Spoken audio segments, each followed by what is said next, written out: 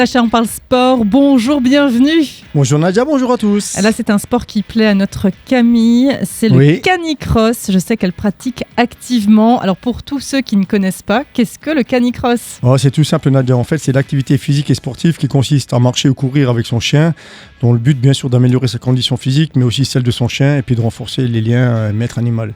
Alors, pour la petite histoire, au départ, les mushers, ils ont développé l'activité pour maintenir en fait leur chien de traîneau en forme pendant la période estivale, quand l'enneigement ne permettait plus l'attraction du traîneau. Alors maintenant, aujourd'hui, c'est devenu une pratique démocratisée, forcément. Alors, ça concerne qui ? Toute personne qui désire pratiquer une activité physique avec son chien ou avec ses chiens, car il est possible aussi de pratiquer avec 2 chiens, voire même plus. Toutefois, il faut quand même que les chiens soient bien dressés et se montrer synchronisés dans les changements de direction. C'est dangereux. Il ne faut pas que ça se croise trop. Voilà. Est-ce qu'il faut un matériel spécifique ? En dehors de ta tenue adéquate de sport, bien sûr, et de tes chaussures adaptées, que ce soit type cross ou trail ou course, il faudra avoir un harnais de traction forcément et une longe de minimum 2 mètres pour qu'ils soient quand même à côté ou devant toi, les chiens. Voilà, et pas trop proche. J'imagine qu'il y a des avantages et des bienfaits au canicross. Alors, des avantages, moi, j'imagine les montées plus faciles.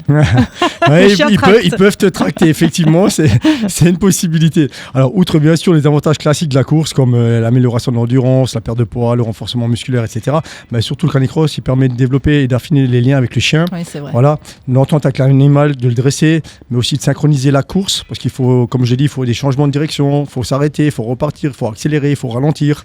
Donc, ça permet d'affiner tout ça. Donc, on peut même participer à des compétitions, si on veut. Voilà, donc il suffit d'avoir la licence, mais par contre le chien doit avoir minimum 1 an. Et puis il existe plein d'activités, il y a le canicross, mais aussi le cani-VTT, le cani-trottinette. En fait, il y a plein de variantes, plein de variantes qui existent. Voilà. Est-ce qu'on doit quand même faire une petite visite médicale pour le chien ? Il est quand même conseillé de faire une visite médicale chez le vétérinaire avec le chien avant de pratiquer. Voilà. Et puis une petite chose qui est importante, le chien il est toujours devant ou à côté du maître, mais jamais derrière. Quand on fait du canicross, ça c'est important. Ah bah oui, parce que si on doit tracter le chien, c'est pas la peine. Non, mais c'est même pas pour ça, c'est parce que ça peut être problématique pour la course en fait. Toi, je vois que c'est les montées qui t'intéressent pour être tracté, voilà, mais il y a pas que ça en fait. Oui, d'accord. Voilà.